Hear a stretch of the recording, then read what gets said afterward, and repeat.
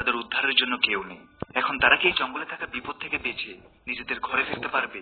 এই সব কিছুই দেখবো আজকের এই অসাধারণ মিস্ট্রি অ্যাডভেঞ্চার সিরিজে। তো চলো শুরু করা যাক।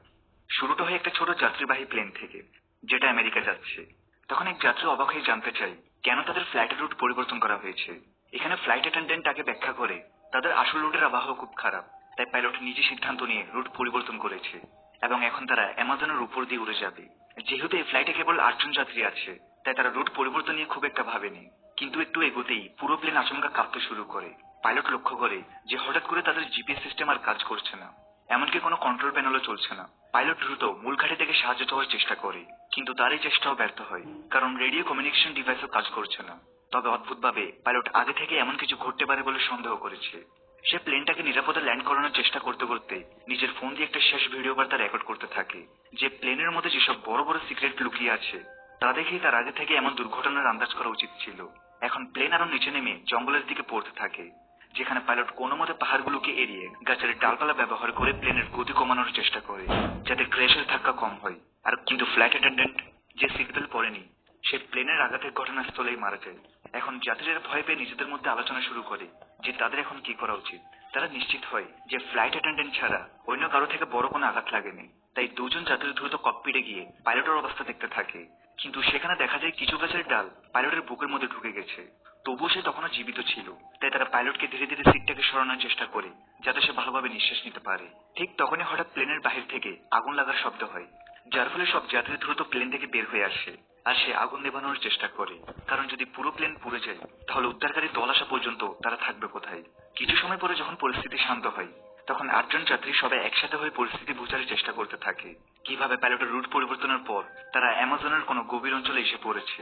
এছাড়া কারো সেলফোনে কোনো সিগন্যাল আসছে না, মানে এই ঘন জঙ্গলে স্যাটেলাইট ফোন ছাড়া বাইরে কারোর সাথে যোগাযোগ করা বা সাহায্য চাওয়া সম্ভব নয়। এই জঙ্গল শত শত মাইল জুড়ে বিস্তৃত, তাই হেঁটে বের হওয়ার তো প্রশ্নই আসে না। এদিকে বাইরে কেউ জানে না যে তারা এখানে জঙ্গলে আটকে আছে, তাই কেউ তাদের উদ্ধার করতেও আসবে না। এখন 8 জন যাত্রীর মধ্যে একজন, যার নাম জ্যাক, সে সবার পরিচয় জানতে চায়, যাতে তারা এক অপরকে জানার পর উচিত। জ্যাক নিজের পরিচয় দিয়ে বলে যে সে একটা ইন্স্যুরেন্স কোম্পানিতে ইনভেস্টিগার হিসেবে কাজ করছে, যাতে মানুষ ইন্স্যুরেন্স সংক্রান্ত প্রতারণা করতে না পারে। আর সে এখন নিজের একটা কেস শেষ করে আমেরিকা ফিরে যাচ্ছে। তারপর আরেকজন যাত্রী নিজের নাম বলে কেভিন, সে পেশায় একজন ডাক্তার। সে বলে কয়েক বছর ডাক্তারি করার পর এখন সে মেডিকেল ইকুইপমেন্ট বিতরণের ব্যবসা শুরু করেছে। এই কারণে সে তার নতুন কোম্পানির জন্য ডিল সম্পূর্ণ করে আমেরিকায় ফিরে যাচ্ছে। ডাক্তার কেভিন এখানে পাইলটকে দেখে বুঝে নেয় যে তার ভোকাল কর্ডে আঘাত লেগেছে, তাই সে কথা বলতে পারছে না। আর সে হলো এখানকার একমাত্র পাইলট যে তাদের এখান থেকে বের করে নিয়ে যেতে পারবে, তাই তাদের যেভাবেই হোক তাকে বাঁচাতেই হবে। এখানে তৃতীয় যাত্রী ক্রিস্টি নামের একটা মেয়ে বলে যে সে প্রায় বিভিন্ন দেশে ভ্রমণ করে এবং তার ভিডিওগুলো সে সোশ্যাল মিডিয়ায় পোস্ট করে।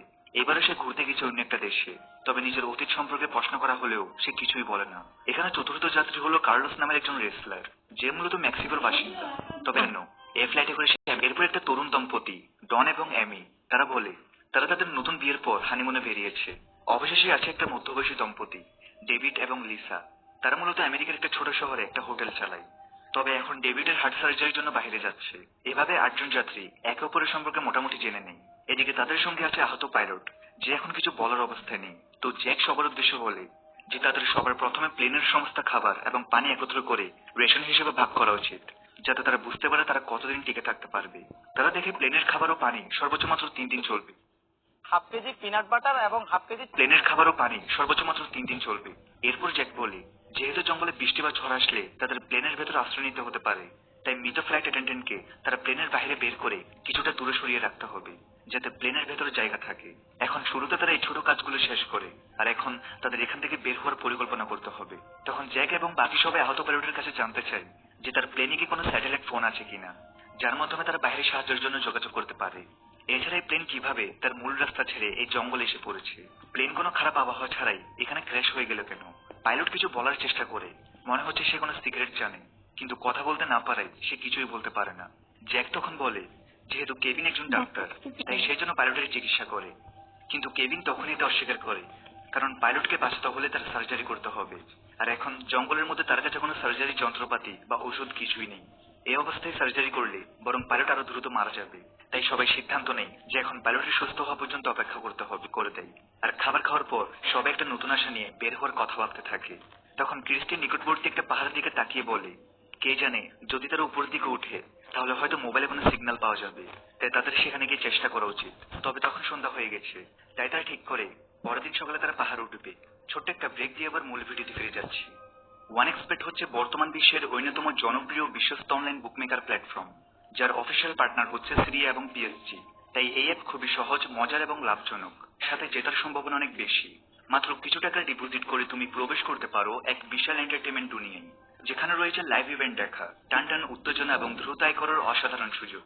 OneXBet-এ তুমি রেজিস্ট্রেশন করার সময় আমার প্রোমো কোড MND10 ব্যবহার করলেই পেয়ে যাবা 200% বোনাস, সর্বোচ্চ 26,000 টাকা পর্যন্ত। আর উপার্জিত অর্থ তুমি সহজেই তুলতে পারবে তোমার মোবাইল ওয়ালেটে, যেমন বিকাশ, নগদ কিংবা রকেটের মাধ্যমে মাত্র কয়েক মিনিটেই। এছাড়াও এখন চলছে OneXBet-এর বিশাল একটি প্রমোশন, যেখানে তুমি জিতে নিতে পারো স্বপ্নের গাড়ি, বাইক, এমনকি নগদ 1 কোটি টাকা পর্যন্ত। কিন্তু অফারটি সীমিত সময়ের জন্য, তাই সুযোগ হাতছাড়া করো না। তাই আর দেরি না করে এখনই নিজের পিন করে কমেন্ট ফলো করো এবং আমার প্রোমো কোড MND10 ব্যবহার করে রেজিস্ট্রেশন করে নাও। আর কিছু টাকা ডিপোজিট করে হারিয়ে যাও এক নতুন ও রোমাঞ্চকর জগতে। ঠিক তখনই পাইলটের অবস্থা আরো খারাপ হতে থাকে। এখানে কেভিন, যে ডাক্তার হলো এতক্ষণ কিছু করেনি, সে এখন ঘোষণা করে যে এমন অবস্থায় তো পাইলট এমনিতেই মারা যাবে। তাই সে ঝুঁকি নিয়ে হলেও পাইলটের এই অবস্থাতেই কোনোভাবে তার সার্জারি করার চেষ্টা করবে। সে বাঁচবে কি বাঁচবে না সেটা তার ভাগ্যের উপর নির্ভর করবে। কেভিনের কথা মতো সব সদস্য প্লেন থেকে প্রয়োজনীয় সরঞ্জাম খুঁজে আনে, যা কেভিনের সার্জারির কাজে লাগতে পারে। তার একটা সবজি কাটার ছুরি আর অ্যালকোহল সহ অন্যান্য টুকিটাকি জিনিসপত্র জোগাড় করে। এখন ডাক্তার কেভিন অ্যানেস্থেসিয়া ছাড়াই সার্জারি শুরু করে। ফলে পাইলট প্রচন্ড কষ্ট পেতে থাকে। সৌভাগ্যক্রমে সার্জারি প্রত্যাশার চেয়ে ভালো হয়। ডাক্তার কেভিন জানায় আজ রাত বিশ্রামের পর পাইলট সুস্থ হয়ে উঠবে। কিন্তু তখনও কেউ আজ করতে পারেনি তাদের সঙ্গে সামনে কি ঘটতে যাচ্ছে। রাতে যখন সবাই বাইরে ঘুমাচ্ছে, এক মুখ ঢাকা ব্যক্তি এসে আহত পাইলটের মুখ চেপে ধরে এবং তাকে শ্বাসরোধ করে হত্যা করে। সকালে যখন সবাই ঘুম থেকে উঠে, তখন মৃত পাইলটকে দেখে তারা প্রচন্ড অবাক হয়ে যায়, কারণ গত রাতে সার্জারির পরে পাইলটের অবস্থা বেশ ভালো হয়ে ওঠে এবং সে তো তাদেরকে কিছু গুরুত্বপূর্ণ সিক্রেট জানানোর কথা বলেছে। ডাক্তারকে সবাই আলোচনা করতে থাকে যে গত রাতে কারো উচিত ছিল পালাক্রমে পাইলটের